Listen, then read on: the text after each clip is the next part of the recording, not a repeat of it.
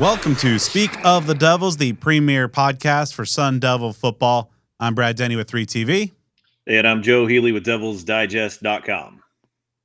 Joe, there's really no such thing as moral victories in college football, especially when you get to the postseason. But what happened on New Year's Day? I mean, if your season's not going to end in a win, that is one heck of a memorable way to go down. Yeah, the ride is officially over. The magic has come to an end, at least for now, as we all know. Of course, by now we're nearly a week past that Peach Bowl college football playoff game that ASU was in. So this 2024 season that dipped one day into the 2025 calendar year, incredibly memorable, unforgettable, and as you mentioned, if it is going to come to an end, you go down swinging, you go down fighting, you don't go easily into the night. You put yourself in a position where you very well could have won the game, but against a very high profile opponent in very high stakes situations. There's no shame in that defeat. So everybody worldwide that supports Arizona State football, Arizona State athletics should be very proud of what the Sun Devils did in Atlanta, Georgia, and you've really seen how a lot of folks across the nation, sports fans, have really taken Arizona State and really appreciate what the Sun Devils did this season. So it is certainly bittersweet. It is a tough pill to swallow to be in a situation where you certainly can win a very high profile game and take a big step forward toward a potential national championship. But it just wasn't in the cards for the Sun Devils, but heads should be held high with not only that game, but the season as a whole. Yeah, absolutely nothing but pride should be felt by this group of Sun Devils that is going to be remembered for a very long time by ASU fans everywhere. Just absolutely hell of a game. That second half was just sensational football. We've been covering the show's been going on since 2011. I think that's got to be one of the most incredible, wild, chaotic finishes the games that we've ever covered.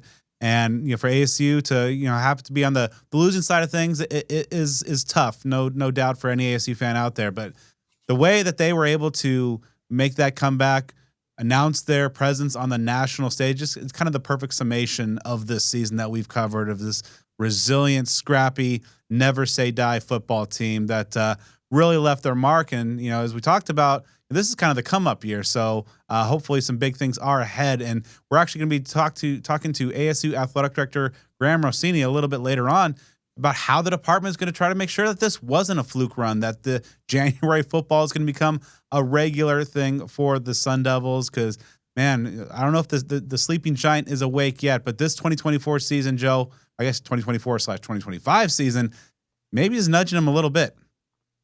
Yeah, and it is one that, though obviously there are some absolutely critical parts that are going to be moving on due to graduation. There's a lot coming back, and that's something that we'll talk about in this show, which is quite a bit different from some of the other incredibly high-profile seasons that ASU has had. Not even recent years, just historically. You talk about like the 1996 team, or even those 2013 and 14 teams. There was a lot of turnover thereafter. So those teams were built to win that year. ASU, a lot of pieces slated to return, and obviously they're adding to that as well. So that gives you the logical hope that this can be sustainable. And again, not just something that's built on a, long list of seniors where it was now or never. ASU obviously wasn't even supposed to be anywhere near that position this season, or maybe at any point in the foreseeable future, according to the so-called experts. So we will see. We will see if this is the peak and if things level off from here, or we will see if this is a standard that ASU can continue to uphold for years to come. All right, so before we dive into the Peach Bowl wrap up and get our thoughts about it, that such wild and crazy game, a couple of news items to pass along. It's a big reason why ASU was in this position, of course, was the resiliency. Just their physicality has been so much better this year than in recent seasons. Big part of that, Joe Connolly, ASU's strength and conditioning coach, and he picked up a nice award recognizing the efforts that he and his staff did in helping get the Sun Devil team ready for battle, being named the Strength and Conditioning Coach of the Year by Football Scoop. Yeah, great honor for Coach Joe there. Love to see it. That's my guy right there. I think incredibly highly of him. He's someone that is kind of in an odd sense, one of the elder statesmen in this football program because he has been around since that previous coaching regime. It was a no-brainer and an incredible decision for Kenny Dillingham to keep him around on staff when Dillingham joined ASU a couple years ago. So we're seeing it. We're seeing it on the field with the success. And if you look at the players this season, especially compared to last year, not a lot of time missed due to injury, whether long ones or nagging ones. I mean, your key players were out there. Yeah, you got some guys that got dinged up here and there. Scat missed a game, Levitt missed a game, but what helped ASU have the success that it had was the continuity it had on the field, and that's something that begins with the strength and conditioning work that is done. So they are the unsung and unheralded heroes of college athletics. Are the strength and conditioning staff and the athletic training staff.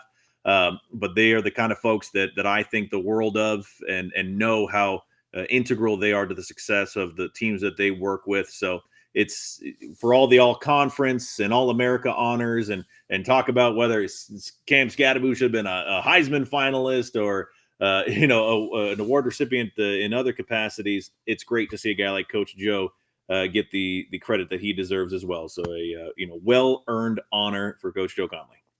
All right, so before we do a little portal talk, about 1:30 this afternoon, as we record this on a Tuesday, January 7th, I was logged on Twitter, and I'd never seen almost such a united front. So many of the same Seinfeld "That's a shame" gifs were tweeted out, and of course that was in response to some NFL news today, as Antonio Pierce was let go after one season as the full-time coach of the Raiders. A lot of things that we could say. I'm just gonna smile and say it's a good thing when what goes around comes around. And if you ask my opinion, they can have the same sort of firing to a fellow that's on the television there in the state of Connecticut. If you know what I'm saying, be nice for both them to be a little bit unemployed. Am I bitter about it? Hell yes, I am. Am I having a little bit of that? What do they call it? Schadenfreude. I think it's like a German word where Close something enough. like that, where you enjoy the downfalls of others. Am I doing that? Yes. Am I maybe going to have to go say a little confession to my guy, Father Rob at the Newman Center, who's going viral now for saying it was targeting during his homily at Mass at the Newman Center? Maybe I will. But you know what? For now, for all the hell that those folks put Arizona State athletics through Sun Devil fans through, this is well deserved. It's his trip to the unemployment line, very well deserved in my opinion. All right, so enough about him. Let's talk a little bit of portal before we dive into some Peach Bowl. Now, of course, the portal window in the winter did close on December 28th, but because of ASU did make the playoff and all playoff teams after they're eliminated, there is a new or separate 5-day window for transfer portal entries. Now, of course, a reminder: these are just deadlines for people to enter the portal. They can pop out and make commitments, signings at any point. They just have to be in by those certain deadlines. Now, as of this record on Tuesday, January 7th, ASU's supplementary window has closed. There were a couple of departures in that window, but Joe, as we talked about, not a whole lot of like guys who really factored into the two deep. Now, one starter, I guess you could say, in long snapper Cole Marzalek, he jumped in a while ago, but probably the most notable name over the last couple of days is wide receiver Trey O'Meara. Had a couple catches in the Peach Bowl win. Unfortunately, after one of them, which is a hell of a catch, did a little bit of George Pickensing and got flagged for taunting a little bit. But a guy who's got great physical tools, but has never, or in his time in Tempe, has not been able to put it all together. Last year, spent some time in the doghouse a little bit, and this year it's just been really kind of a overall non-factor. Yeah, so that window closed Monday night, and there's still like that 48-hour rule, and it seems like a lot of these things are just kind of written in pencil in a lot of cases because you're seeing guys from all across the country that are still like entering the transfer portal from teams that didn't even make a bowl game. So a lot of this is just kind of flying by the seat of our pants. But yeah, the entries that have happened, whether it's just this last little surge beyond the bowl game, or from the point that the transfer portal window opened, you're still, if you're ASU, you're still in a spot where you only have 2 to now maybe 3 guys that were, earning quite a bit of time or in line to do so. Cole Martin, LT Welch, Troy O'Meary would be the ones that I would throw on that list. And those first two, one got kicked off the team, one's dad got hired at UCLA. Like those are two circumstances that you're not really going to work around. O'Meary, I thought that he showed some bright spots in 2023 and was someone that I was thinking could really take a step up this season. Unfortunately, it was a big step back. He's someone that just a big body guy that could be a red zone target, and hopefully wherever he ends up is a place that he can provide that. ASU is now going to be down a few seasoned receivers between the graduation of guys like Melquan Stovall, Xavier Guillory, now the departure of O'Meary. So, the Sun Devils have made a couple acquisitions in the transfer portal market, and maybe they'll be after some more as well. So, yeah, it's unfortunate it didn't materialize. Hoping moving forward that a guy like Malik McLean can maybe be that big body guy, and he's obviously showed between what he did in both the conference championship game with the incredible catch that he had, and then that unforgettable touchdown reception and run that he had in the Peach Bowl as well, entering the offseason with some momentum. So, yeah, it's unfortunate it didn't work out for Troy O'Meary, but as you mentioned, the transfer portal entry list as far as departures from ASU, you don't have anyone that is anywhere near that caliber from last year of like the BJ Greens and the Elijah Badgers and that sort of thing. And if that can continue, of course, we've seen several dozens of public announcements of players returning. I kind of fall under that battered fan syndrome of saying that's great, but you know what? I'm going to hold my breath until fall camp arrives and see who's on the roster then. But you got to be incredibly happy, of course, with where ASU stands in terms of avoiding the departure of significant players, even with a playoff appearance as ASU had. That itself can be a concern because you have a lot of guys getting a lot of spotlight who you think a lot of schools might throw a lot of money at. So for ASU to keep guys on campus is a big, big deal. It goes again back to the culture that we've talked about all season long and being such an important factor in the success is guys just want to be here. And you'll hear Graham Rossini talk about it a little bit later on of just how, the attitude and just everything surrounding this program. It's a desirable destination. Now, granted, wins help, but of course, as we've seen for many programs across the country, certainly no guarantee. But for ASU, and we'll talk about here in a second, like guys that were starters and in the rotation last year, all the guys that are heading out, they're guys who've exhausted their eligibility. They're not any transfer portal entries. Now, of course, there is another window in the spring that will run from April 16th through the 25th. So that, of course, is something else to keep in mind. But yeah, for the guys that are leaving, I mean, and you might look at the destinations. Maybe perhaps finding moving to a level that might be more suited to their skill set. But overall, I mean, ASU to have the core of returning players coming back, to not lose any starters in on the offensive and defensive sides of the ball, pretty remarkable. And I think just another sign that this isn't your same old Sun Devils that you talk about the battered fan syndrome, that led to that. Times are different in Tempe. Yeah, I mean, because a lot of folks were worried. Hey, I know there's that bogus report online about Oregon offering X amount of money to Sam Levitt to come home, and who knows, that sort of thing. I'm sure a lot of fans were concerned that you can't have nice things if you're around here. So that even if you win a lot of games and players play out of their minds and are all conference All-America caliber players, if they have eligibility left, then that means that a USC or a Georgia or Ohio State or Oregon or someone's going to come, drop the bag on them and take them away from ASU. Thankfully, so far, doesn't appear to be the case. To put some numbers on it, ran through the numbers earlier today. So including the departure of Troy O'Meary, as things stand at this immediate moment, ASU is slated to return about a little over 71% of its total starts from the 2024 season, the total number of starts, which is a pretty high deal when you're creeping toward that 3/4 mark. A lot of experience coming back. I know that's something a lot of folks have been talking about now as far as the returning starters, because you look into the all the announcements that have been made of players planning to return. You're getting back well over 70% of those guys, at least as it is right now. And so if you supplement that with some new pieces, that's how you can sustain success around here. Yeah, so you just look at, I think if you're just looking at the 22 on offense and defense, it kind of depends on your definition. Basically 15 of the 22 are coming back, and the 7 that aren't are because of exhausted eligibility. So again, that just speaks to, I think, the culture that ASU is put in place that has led to so much of their success this year and making it such a desirable destination. And one thing that we should talk about is because we didn't on our last episode, ASU did add somebody else that wanted to come to Tempe and be part of the Sun Devil program, and adding a defensive back from Washington State, Adrian Wilson, 6'1", 206-pounder, 3 years left. 47 tackles, 2.5 tackles for loss, and three passes defense season ago. So a guy who I believe was recruited by Brian Ward, but did not play for Brian Ward during his time with the Cougs. But some familiarity with the system and with some opportunities in the ASU secondary. It's a really good pickup.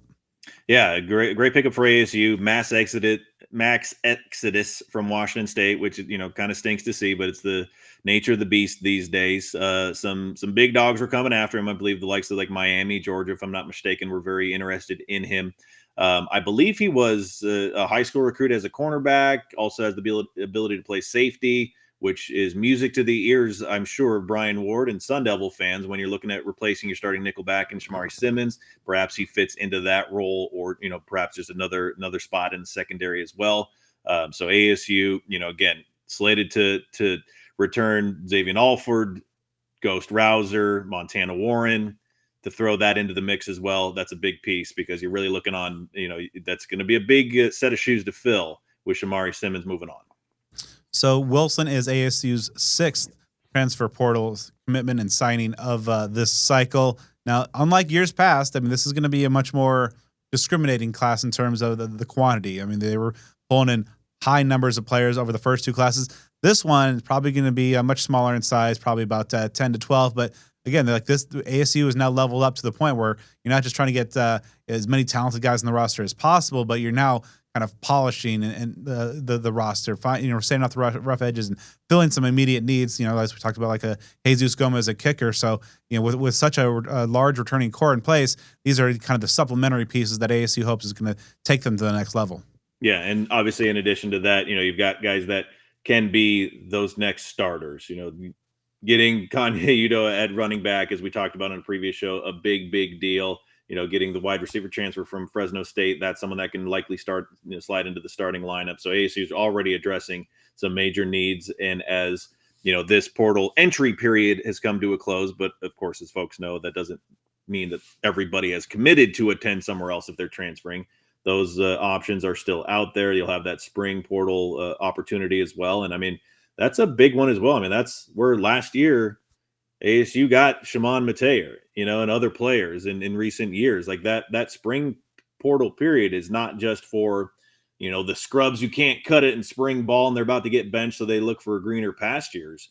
You can get some big things done there. Obviously, ASU lost, a guy like Elijah Badger and some others as well. So we'll see how things transpire. As you mentioned, I think by most accounts it should be like low double digits, 10 to 12 or so is what it sounds like. I'm not sure if that's a number that you can take to the bank, but certainly well shy of the, gosh, I don't know the numbers on the top of my head, but I think that first year under Kenny Dillingham, it was a few dozen incoming transfers. So certainly well shy of what has been the case the last couple of years.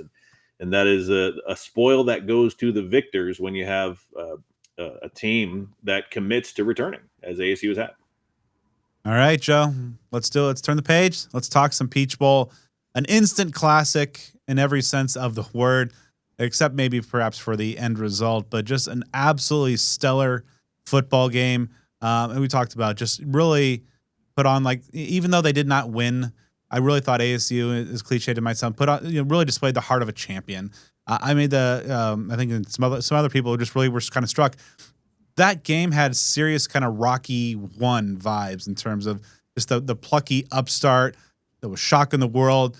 Took what could be, the ultimately the national champion, to the final bell, and just had a second half comeback for the ages. I mean, Cam Scadaboo will maybe dive in a moment, but just unreal. I mean, I don't even know what we can say about that guy anymore. But overall, just one hell of an effort. And as you mentioned off the top, just like nothing but pride that this team should feel for what they put on the field in Atlanta. Yeah, the Rocky comparison is spot on, and it's kind of funny because prior to that game, I mean, I'm not saying I like called the shot or anything like that. clipped a video of Adrian just when she was in the hospital bed saying, win, and the music starts playing. It gets really intense, and that's gets everybody fired up. And what really makes it such a picture perfect comparison is in that first Rocky movie, Rocky didn't win. Yeah. He went the distance, but he didn't win. But it shows you that you can still, have that victory, that accomplishment, even in defeat. And again, I know, like we mentioned off the top, we're not going to be swimming in a pool of moral victories here. But in that circumstance, there is something to be said for that, because this game had a really, unique arc to it, an emotional roller coaster in that first quarter. What was going through my head was, I just hope they don't get blown out, because I really don't want this entire offseason to be consumed by the narrative of Arizona State did not deserve to be in the playoff. 12 teams is too many. They shouldn't have been given a bye. Just all that chatter that was going on at a loud volume over the course of that week leading up to the game, after that first weekend of games that had happened, and many of which were not very competitive, and how so many people were, bad mouthing the structure of the playoff. That was the first quarter. And then things progress, and it's like, okay, they're going to make this respectable. All right, like, at least they'll put on a good showing. Okay, they might be able to get back in this game. All right, they might be able to win this game. They should win this game. Like that, it was that arc that you experienced. So it was an emotional roller coaster that in my lifetime, there's only one other game that I can compare it to, and it was memorable, but similarly heartbreaking. And of course, that would be the 1997 Rose Bowl against Ohio State. So for the game itself, to have that resilience, and it makes sense, because what's the one word, or the similar group of words that we've used all season long to define and describe this team, and that's resilience, toughness, grit, those sort of things. And that's exactly what you saw in this game. And you saw it to a degree different than you had seen all year long. You saw them really hammer that toughness button, that comeback button, that grit and determination and resilience that was on display. It is unfortunate, of course, that it didn't then end up quite being enough.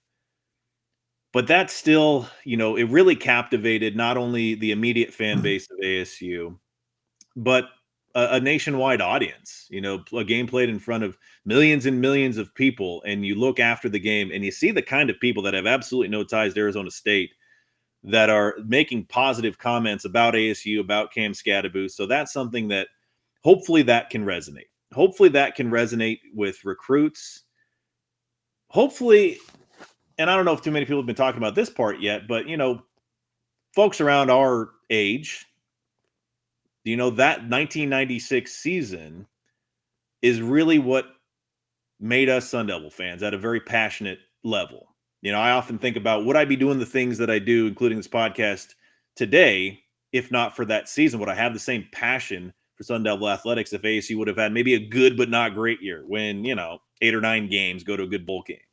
I don't know. I really don't know. So I'm curious to see, years, decades down the road, does this season, for those kids and those teenagers right now who've seen this season unfold, is this going to be something that motivates kind of that next generation of diehard Sun Devil fans? Because I've thought for a while that maybe a contributing factor to the lackluster mentality of a lot of the Sun Devil fan base is maybe because it had been decades since you had those defining moments.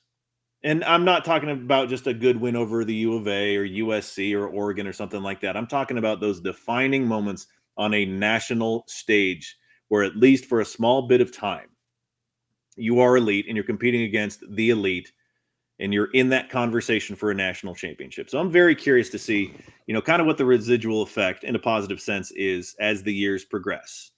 It could just all fade away into oblivion, or it could be the start of something very special, both on and off the field.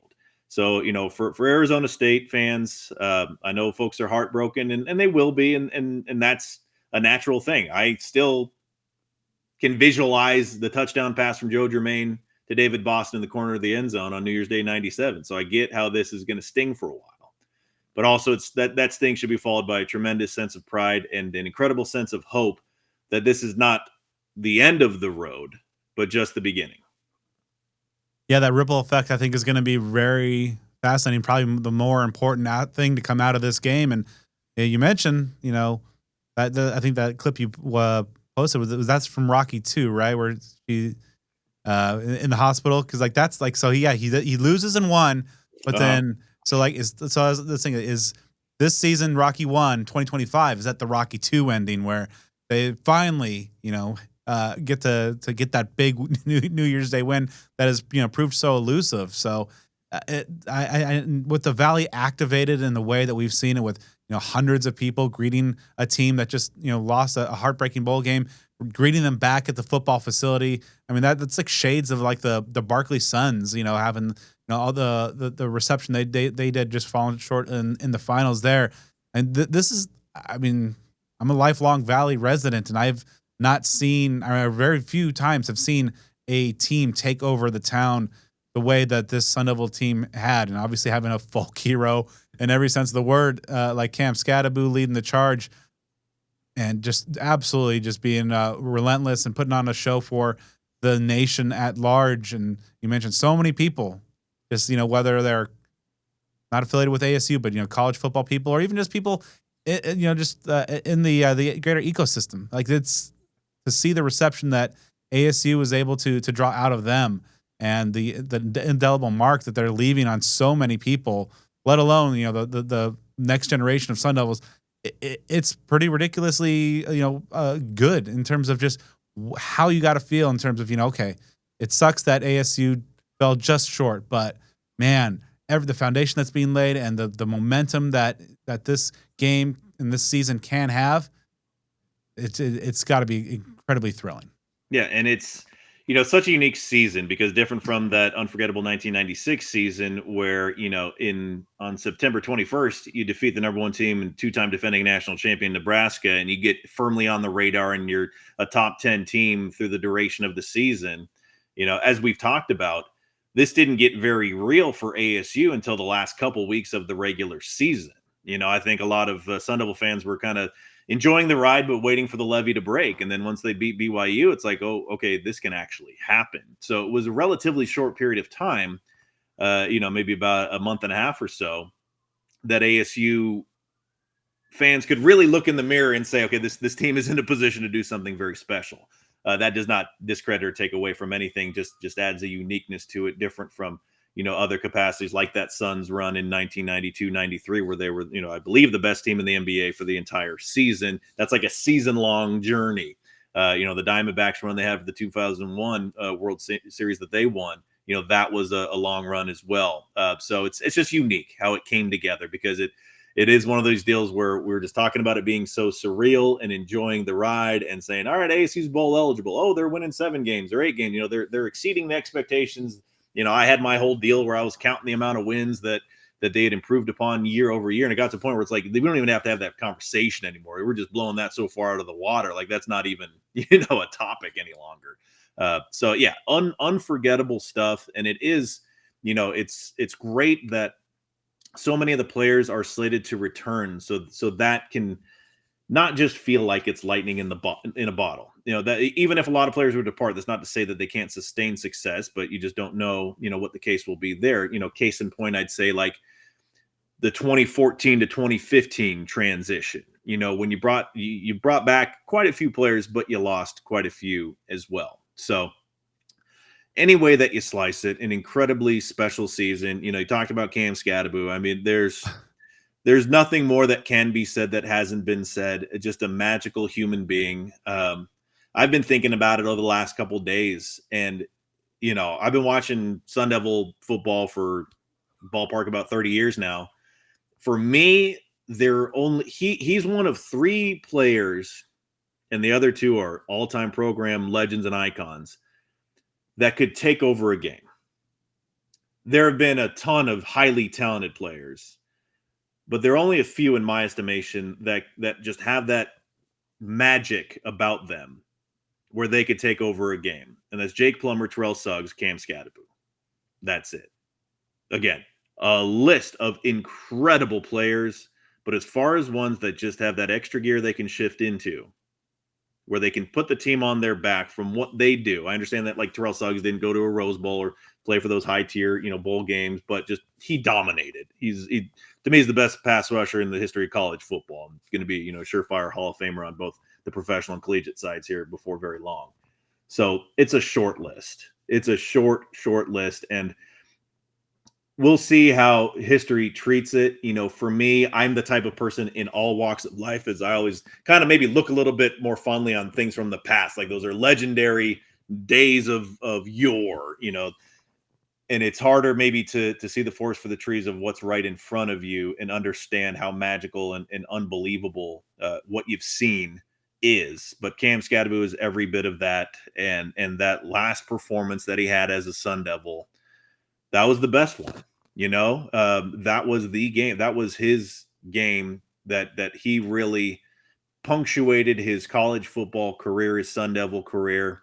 And for anyone who doubted anything about him and had any doubt that he was an elite, top level, top 3 to 5 overall player in the country, if anyone doubted any of that, he shut every single one of them up permanently with what he did against Texas. I think this game's going to be remembered for two phrases. And on the positive side, puke and rally. Because obviously, as he said, he felt a little sloshy in his words in the first half. And, as the entire ASU offense was kind of bottled up as Texas put up a 17-3 halftime lead. Scat really just wasn't able to get going. But, I guess famously on the TV camera, they caught him, throwing up. But that seemed to do the trick. And obviously, everything you said, Joe, and just the historic performance, the touchdown pass that he had the through the air to the 42-yarder, appropriately enough to Malik McClain, 143 rushing, almost 100 receiving. That go route, getting his helmet ripped off, and just obviously he embodies so much of what the Sun Devil team's been about, with the Sun Devil program and their turnaround has been about. To see that was just nothing short of incredible, and yet nothing short of just poetically appropriate for just to finish off this caliber of year. The other phrase, that's going to on the flip side, in infamy, 4th and 13. So for the first one, to add some lightness, the puke and rally, shout out Varsity Blues on that one. I like to call it a courtesy puke. I feel like I invented it in high school. It was when I was drinking some really skunky beer that like a friend had gotten. That was just a buddy of mine. His older brother got a keg. We didn't know how he got it. You don't ask questions when you're in high school. You know what I mean? You get that. This is a magical Just get gift. the red cup and go. You just go. And I was hanging out with some buddies, and you know what? I felt like my stomach ain't feeling so good. I stepped away. I courteously dismissed myself from my company.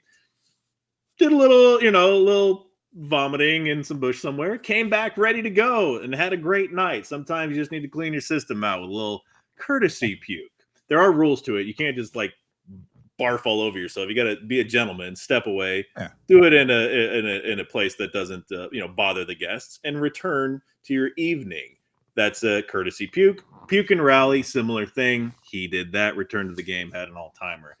Then the down and distance, that's going to live on. That was that play where what else can you say? That it was on the line and you stop them there, and obviously we're having a much different conversation than we're having right now, and that one's going to haunt folks. You can't say anything else. There are a handful of plays over the years, just individual plays, individual moments. There are ones that will be remembered forever, like the Jail Mary, for the right reasons, and there are ones that will be remembered for more painful reasons, and that's certainly one of them. All right, so obviously we would be remiss if we did not talk about a few of the things.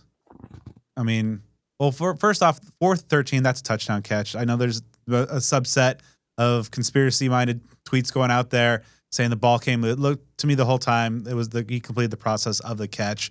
But I do think that yes, it was targeting, and yes, it was an illegal blindside block on that punt return. That really obviously sprung Texas to their big first quarter. Yeah, I mean, I agree across the board on all three yeses and nos.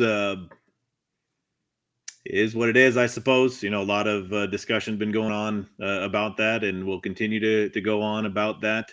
ASU has Texas on its schedule. I know it's a ways away, right? But It's in like the is it in the 30 and 30s? 31. Okay, so yeah, Kenny Dillingham will be what, like in his mid 40s by then, something like that. All Yeah, right, because I think like this was the first of like 10 games, maybe 10 straight year where ASU has an SEC opponent. Like they go to Mississippi State next year. They got a series with Florida, the LSU series. Maybe will finally get completed. The Texas, and then Texas A&M also home and home coming up yeah. in the next So few years. it'll be interesting when those come around. I mean, obviously several years from now. So, but I'm sure that narrative will still be going on. So yeah, it's frustrating. You don't want to be that type to dig into conspiracy theories about the powers that be wanting a certain team from a certain conference to be able to have success on a national scale. I'm not saying that I'm saying that, but I'm also not saying that I'm not saying that. I just confused myself, but I think y'all get it. Yep. You know, at this point, you just kind of have to push those away. If folks focus on them too much, it's not a dang thing any of us can do about it. Just going to cause more pain. So hopefully that we're not reopening wounds by talking about it. I know it's still fresh. Just one of those things. Again, like I talked about, I can still, I mean it when I say I can still see the vision I had in the Rose Bowl Stadium on New Year's Day '97 of David Boston catching that pass from Joe Germain. So I know that this may haunt some folks, especially those who were in attendance and might have had a good view of it. All right. So before we talk on a more positive note with ASU AD Graham Rossini about how ASU plans to further the success, keep it going, and not just make sure that this is a magical year was a fluke. There's been some discourse on this, and I think we might be on opposite ends here. We'll see. So, of course, ASU misses out just barely on making it to the Final Four. And as Jack Loader pointed out, a fourth and 13 stop away from the SEC having no teams in the Final Four, which would have been, I think everybody across the nation would have cheered for that. Um, Now, I believe, your father Tim's alma mater is still alive. But there's some folks out there that think, okay, ASU fell to Texas, root for Texas, and say that the only team that could take you out were the eventual champs. Obviously, they're playing Ohio State. The history with ASU, sparse as it is, nevertheless profound after 3 decades. Where are you falling, Joe? Should ASU fans root for Texas? It is. It's a no-win situation, in my opinion. And I do say this as technically a native Texan, but there ain't no way in hell I'm rooting for the Longhorns. They caused a great deal of pain upon Sun Devil Nation, and I would like for them to feel pain as well. I get social media is always going to bring out the worst of everybody, but there were some smart asses that decided to have some comments from the Texas fan base after a very hard fought win in a great game. Like that's being a sore winner, right? Yeah. Uh, I Which, know by that the the main, way, I need to maybe interject a little bit, just because like we've talked a little bit, like, and we've seen it. Like BYU fans are a certain way, and they were still keeping the some of the salty narratives oh alive yeah, weeks after getting taking the L to ASU. But I tweeted out just a little short video clip of Cam Scattaboo, which actually we forgot to mention. I believe first person in 26 years to be on the losing team, but also be named the Peach Bowl offensive MVP. Wildly deserved. I mean, there's some good performances on the Texas side, but what Scat did, I mean, obviously transcended to the point where the bowl leadership gave him the offensive MVP. But I had to turn like the notifications off, and they're still off days later. Texas fans are some sort of, like you mentioned, there's not all fan bases are monoliths. So there was some that were very complimentary of him, but man, there were some folks that are just, as you said, sore winners, just attacking him and what he was able to do. am I like starting to get to the point where I agree with like Texas A&M and their hatred of UT? I don't know. It's a wild thing. Um, SECs, man, it just warps minds. yeah. So like I said, it's a tough thing. I think that the main folks say that it makes ASU look good if Texas goes on to continue to win. I feel like when you're at the bottleneck of the college football playoff, it's a little bit different. Like for example, if when ASU played Washington and they made a playoff run, okay, maybe there's some logic with that as well. Uh, so for me, these circumstances, I just go with my gut. I go with my heart. I don't my brain is out of the equation, which happens a lot in my life. I'm not, I don't always think before I do everything that I say and do. So I just feel that, and it's just, you know what, man, I am nowhere near mature enough to, a couple weeks after that crushing defeat, to turn around and support them. So yeah, as disgusting as it feels, I will be firmly going for that Ohio State University. I feel a little Ooh. justified in it, however, because a person who on Twitter publicly said that he takes the same stance.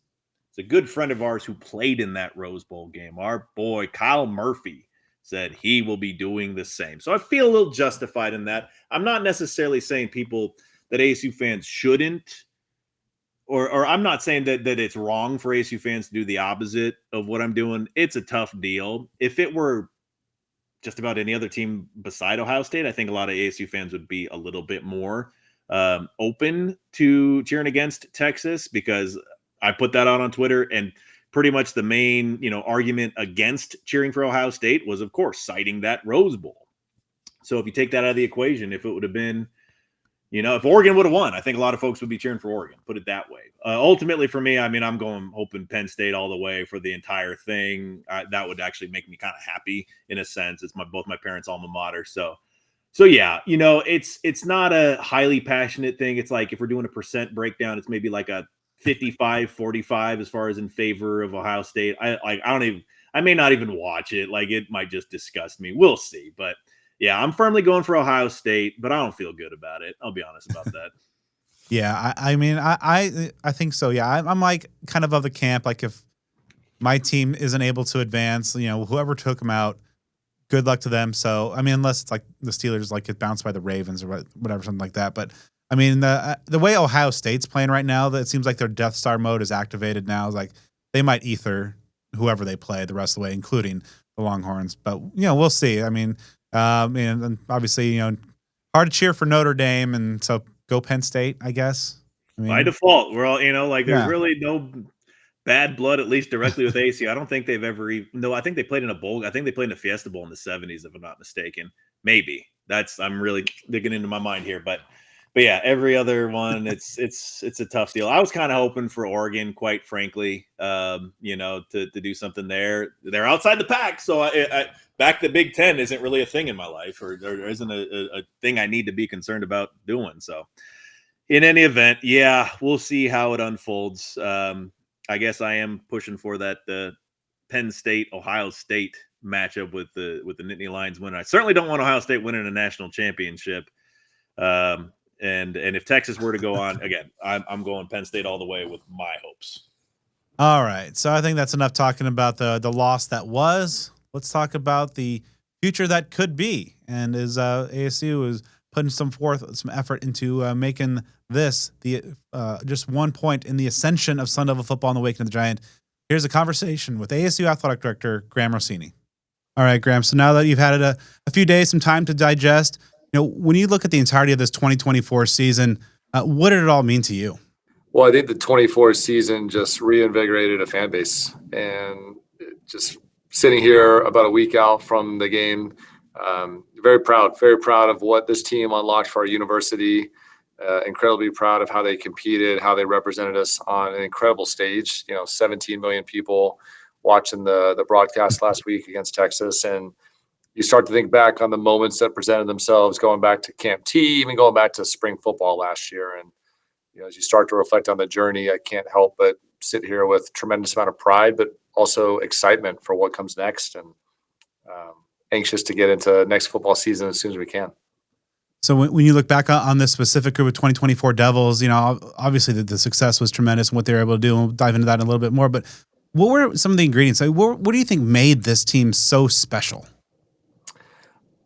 Well, the belief in each other is really what sticks out. I mean, just seeing these guys up close and personal throughout the season, and even in summer training camp, and just the brotherhood that they had formed was pretty evident early on. And a number of people commented on that, of like, hey, there's something brewing here. We don't know what this is going to manifest into, but they really seem to like each other.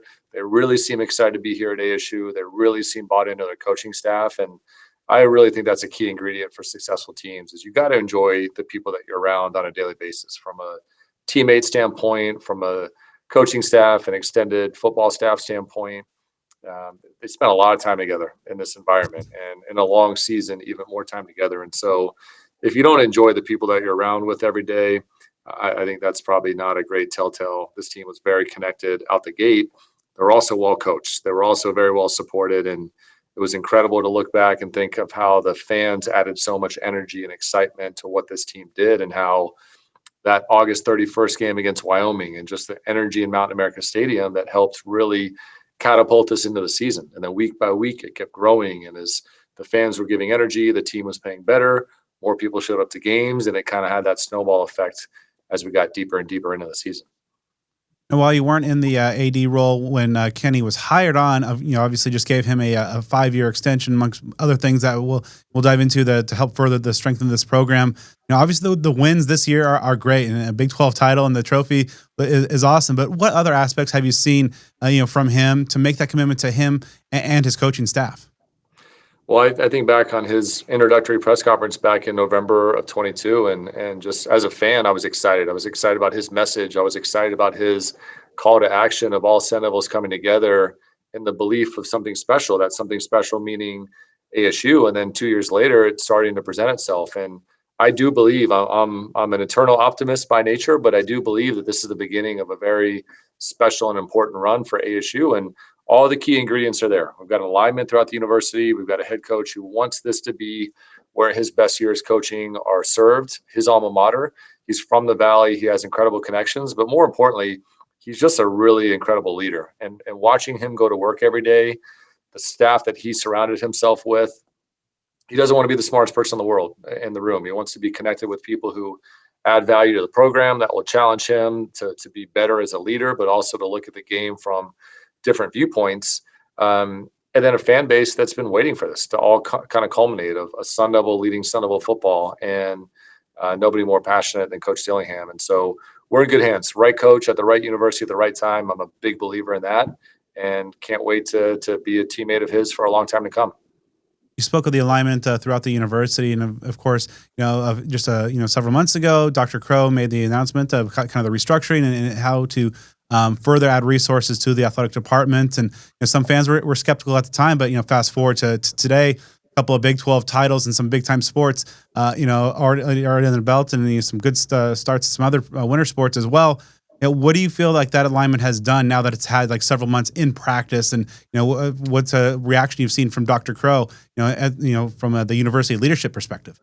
Well, incredibly thankful for his support and belief and confidence in what we're trying to accomplish. And his challenge to me and to the department back in May was, I want Sun Devil Athletics to be as successful as any other part of the entire university or the entire ASU enterprise can be. And so, we took that call to action to heart and have wanted to create momentum in the early months by, focusing on our fans, focusing on a game day experience, focusing on ways to bring the Sun Devil family together in a way that manifests itself into excitement and energy and resources that we're able to reinvest immediately into our space. I think that's really a unique part about college sports, even as our industry evolves and continues to, navigate all this changing environment. The part that's not changing is everything that we make, we're able to reinvest into the path of a young person. And we're still developing young people through varsity college athletics. We're trying to prepare them for the real world. And so when we sell season tickets or sell corporate partnerships or earn donations from a fan base, we're putting those dollars immediately back into the ecosystem of hiring and retaining great leaders and finding the different ways that we can resource our student athletes across the board and everything that we're here to do. And so it means a lot that the president believes in our abilities as a department, and he wants to encourage us and resource us and motivate us to go have success, no different than every other aspect of the university has over the last 20 years. No, the Valley sure seems activated from a fan perspective, but how have you seen this football team's run and magical season kind of impact local businesses and their willingness to further the activation of the Valley, invest in the program? Well, the phone calls are ringing in the office, which is always good when people are reaching out saying, "Hey, how do I plug in? I want to be a part of it." But also, as we continue to connect with people across the entire valley, the entire state for that matter, the message is resonating, and I think people are starting to understand that, hey, there is a productive pathway to using a Sun Devil athlete to promote my business, my product, my service, and that can present itself in so many different ways. And it's exciting that we've got a team in athletics that's very focused on business development, but more importantly, adding value to the people who are supporting the work that we're doing. And so, we're lucky to be in the market that we're in. There's never been a better time, in my opinion, to be a major research university with a Power Four athletic department in a major metropolitan area, because we have access to decision makers, we have access to industries, we have access to companies, both big and small, and there's all a journey for them to plug into Sun Devil Athletics and our athletes and the environment that we're in. And so I think a lot of businesses want to be tied to ASU because they want our students, they want our research, they want access to the incredible work that's happening on a university setting. And at the same time, as you get a fan base that's energized, well, millions of people coming through Mountain America Stadium and Desert Financial Arena, Mullet Arena, Phoenix Municipal, et cetera, over the course of the year. It's a really good way to promote what you're here to accomplish in the Valley. And we want to be driving value in all those conversations every way that we can. And so we've just seen a great spirit of partnership across the business community, across the Valley at large. And that's something that we're very focused on building and encouraging to grow it every step of the way. Now, specifically through the football lens, what sort of ideas or initiatives do you have to further activate the Valley or continue to kind of foster this fan enthusiasm and support from now until the kickoff of the 2025 season in late August? Well, we want to keep storytelling and showcasing what this team accomplished, but more importantly, who these young men are and why they chose to come to ASU, why they're choosing to stay at ASU, why they're so bought in on this university, this fan base, this community. I think we are a storyteller's dream come true in the work that we get to do. Around 700 athletes from all over the world that are choosing to come to ASU and represent this incredible space. And so we just want to continue to highlight them as success stories and what they've accomplished or overcome to be here, the reasons that they chose to come here, and what their aspirations are. I think there's an incredible connection point that you can build when a fan finds that connection point to an athlete, whatever that reason may be. They might be studying the same thing, they might be from the same hometown, they may have different things in common based on how they grew up, et cetera. Those are really important connection points, and we've got the responsibility of showcasing these young people in a lot of different ways. And so we're hard at work at that throughout the spring on celebrating the success that our teams are having, really highlighting the individuals behind the teams in an effort to create those connection points, and then really focus on the fall, which will be here, thankfully, before we know it. We'll be talking about our spring football showcase in April here really soon. We'll be announcing our schedule at some point later this month for the fall, and we want to keep building different ways for people to look forward to that and make sure that they're buying tickets as it becomes a harder ticket. And we've seen that these last couple of weeks, but we're really conscious of building a better game day. What does that mean from a tailgating experience? What does that mean for the entertainment in the stadium, the energy that we want to create, the food program, the merchandise now that we can have so much fun with that.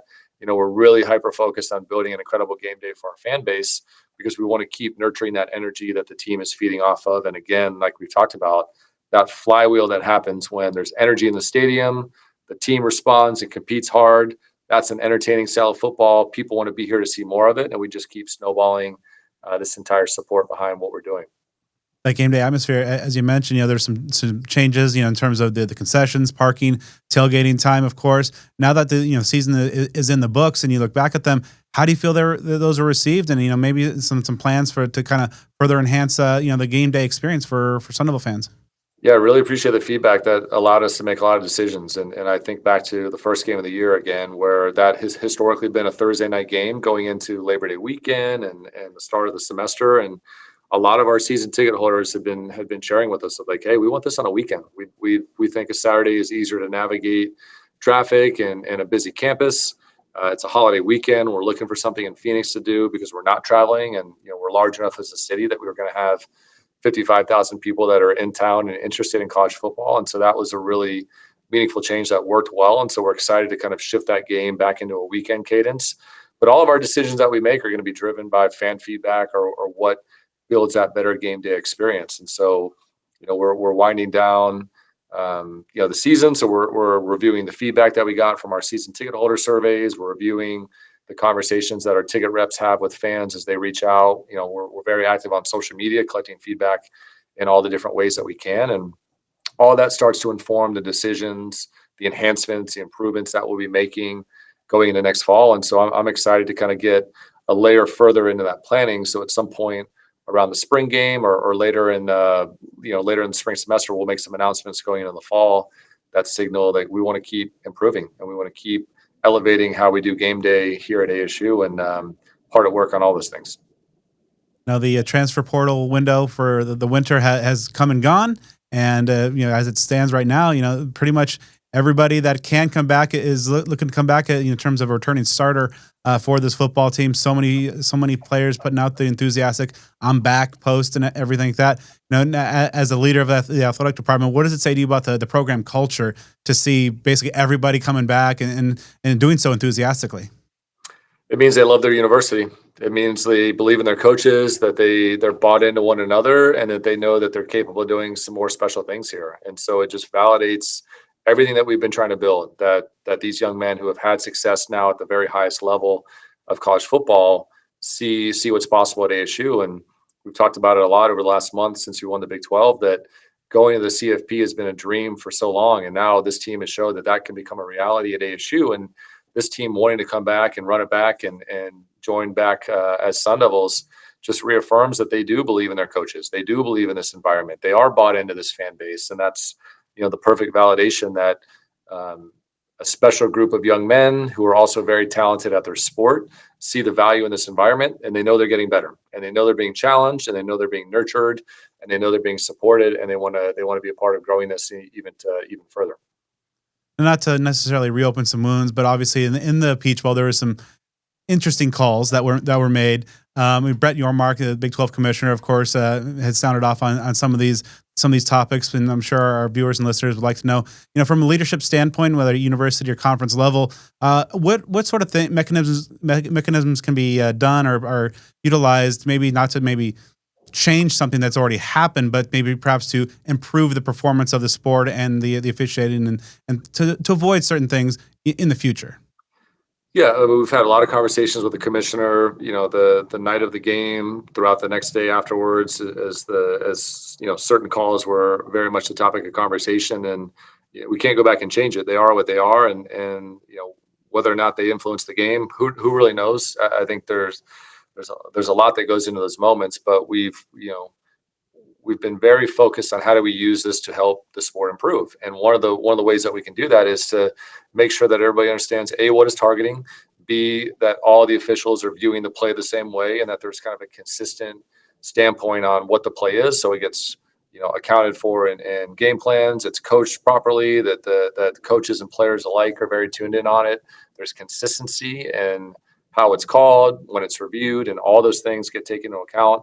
And there's a format to do that. I think what gives me great hope is that the CFP will definitely download everything about the expanded playoff, including the officiating, and make sure that this is a topic of conversation. The commissioner and myself have been very clear that that's important moving forward, not just for ASU, not just for the Big 12, but for the betterment of all of college football, that we get into a situation where there's more standards, there's more checks and balances at a national level for college football, and it's not open to interpretation on a school by school or conference by conference level.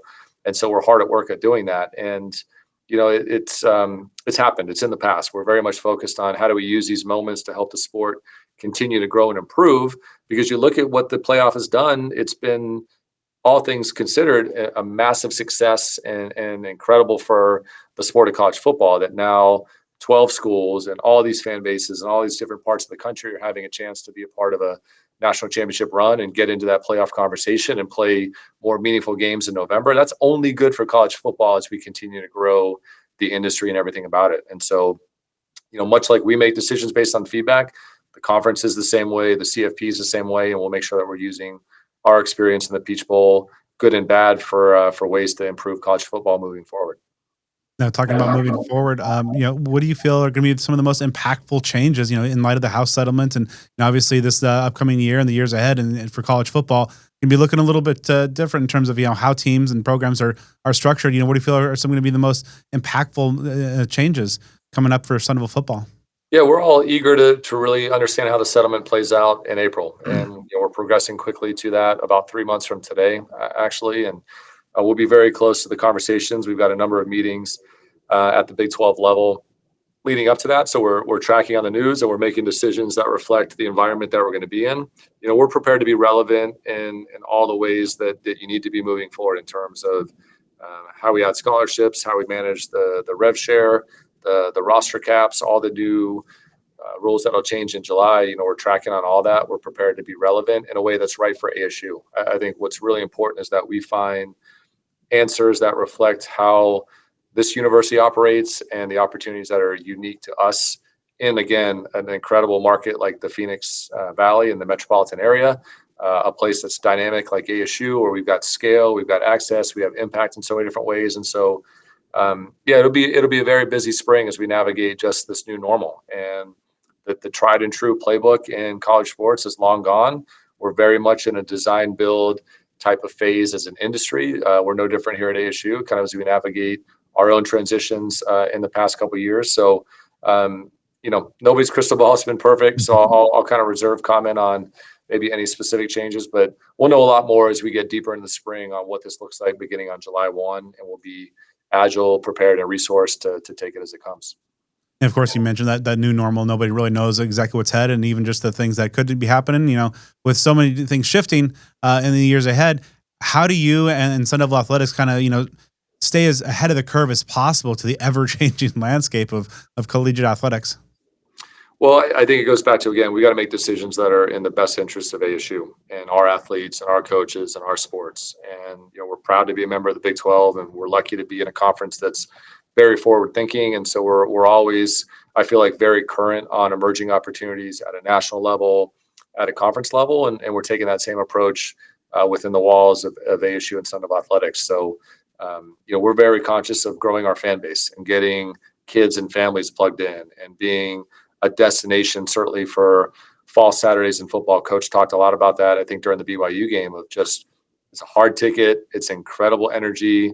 We want that to be the norm. We don't want that to be a one-time affair during the course of the season. We want Sun Devil football and all of our sports, for that matter, to become really destination events where people circle it the moment the schedule comes out and they want to be here. And so, we're looking at all the ways that we can improve our venues, our fan experience, what it's like to be on campus, the excitement that we can create as a result. And so, yeah, the environment's changing around us, but so what? I think that's a good thing. I think it's a positive that we get more latitude and more ability to make decisions that are right for us and our university and for our athletes, and keep that as the North Star as we move forward. And last one for you. The only thing that's harder than achieving success is kind of maintaining that level of success. And of course, with everything coming up, what's the department doing to resource Sun Devil football specifically to make January football a regular thing? We're hard at work. We were back in the office the day after the Peach Bowl, thinking about what do we do differently? What do we start to put in motion? What are the decisions that we make? And so we're going to go through a very comprehensive business plan this spring that really gets us in a position by the start of the summer to be implementing the changes for the year, and not using the summer to get ready for the fall, but really using the spring to get ready for everything that's coming at us. We've got an exciting basketball season underway. Hockey's having a great season. We've got baseball and softball right around the corner. Looking at all the ways that we can bring this entire calendar together, starting with soccer in the fall, then volleyball and football, or shortly thereafter, and then taking that all the way to baseball, softball, track and field in the spring. So we're very hard at work building this year-round journey for Sun Devils to plug in. And yes, you might have a favorite sport, but we want to do everything we can to introduce you to all 26 in one way or another, because it's an incredible way, in our opinion, to build community and fandom for kids and families in our market, and let them fall in love with something that's special like ASU. And as they're growing up in the Valley and they understand the tool that ASU can be in their lives, that's a big part of it. But, we've said this a lot. We're going to continue to stick to the playbook of obsess over the people who obsess over you. Our fans are our lifeblood. We're going to make decisions that have our fan alums, our athletes, our coaches in mind, and keep raising the bar here. We're hard at work. We've got an incredible team in Sun Devil Athletics. We're looking to bring others into the fold that are value add to the work, that are competitive, that are motivated, that are thinking on creating a better experience for the people that obsess over the Sun Devils. And we welcome the pressure. We welcome the expectations. And we're all competitors at heart. And it'll be fun to see how far we can take this. And we're hard at work to do that. And that's going to do it for this episode of Speak of the Devils. I'd like to thank our guest, Graham Rossini, for his great insight into the operations of Sun Devil Athletics. Even though it is the off season, it's never quiet around Sun Devil sports. The show will go on, of course. And also, you want to stay with us on the social media side of things. Follow the show on Twitter at SOTD Podcast. Follow on Instagram at Speak of the Devils. Or follow us on Facebook. Subscribe on YouTube. We're about to hit a nice milestone there as well. And give me a follow on all things social at bdenny29. And you can follow me at Joe Healy42. Of course, as always, a huge thank you and shout out to our awesome sponsors. You know the list, but we'll run through it as well. That's Cactus Sports, Jones Auto Group, Burrito Express, DevilsDigest.com, Spaghetti Shack, Sun Devil Family Charities, and Brad's got one more for you. Yeah, the good folks at Home Field Apparel, where you can get 15% off your first order using offer code SUN24, SUN24. They just recently dropped 9 new ASU items. Their collection's well over 30 at this point. Shirts, hats, coaches, jackets, hoodies, joggers. It's actually a little cold now here in the Valley for our 3 weeks of winter. So bundle up, folks, and do so by getting 15% off your first purchase at homefieldapparel.com with offer code SUN24. Once you're done supporting all of our amazing sponsors, make sure to drop us a 5-star review on the podcast platform of your choice. We greatly appreciate it. And Joe and I will be back next week for our annual Sun Devil Awards Spectacular.